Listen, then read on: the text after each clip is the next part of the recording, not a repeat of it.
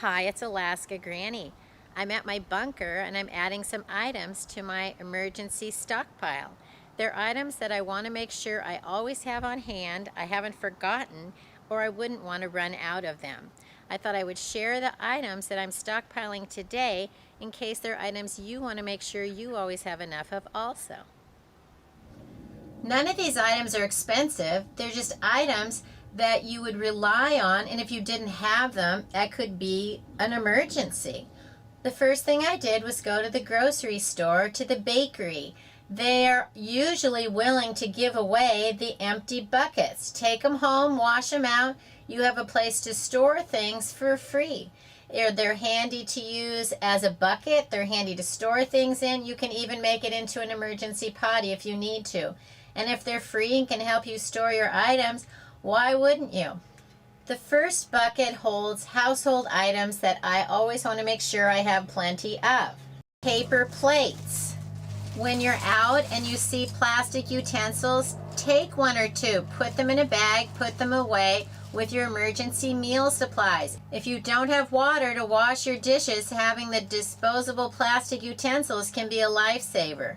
Coffee filters are essential. If you need to collect wild water, you can pour it through the filter first to get out any debris and floating chunks before you need to filter it. You can use each one to portion out snacks. You can use them to wipe down and clean things. There are lots of things you can do with coffee filters. Get a nice big jug of dish soap. I chose Dawn because it's gentle enough but strong enough that they use it to clean the oil from wild animals after the Exxon Valdez oil spill. You can use something like a dish soap to clean your dishes. You can use it to wash out some hand laundry. If you need to, you can use it to clean your body because it's gentle. It may not be the soap that you prefer, but if you can only have one more, I would go with this one. Go to the Dollar Tree, get a few extra pairs of readers. You want to be able to see up close, read the directions on things, see into someone's splinter. A few pairs of extra glasses from the Dollar Tree, the readers, could be essential in an emergency. Get a jug of multivitamins. In a true emergency, if you had to start living off of your stored food, take a vitamin. You don't need to worry day to day, meal to meal, am I getting adequate nutrition? In a time of crisis when we don't necessarily have the food choices that we want, we can take a multivitamin. It can help relieve the anxiety over whether we're getting enough of the proper nutrients. Getting enough to eat helps you get going so you can make better choices later on. So make sure that you have plenty of food and water and then some multivitamins as a backup. The second bucket has items that help keep the area clean and help keep my things safe.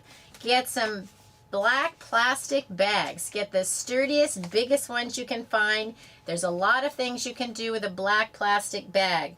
You should also make sure you get some tall kitchen bags because they're the perfect size to use in your porta potty.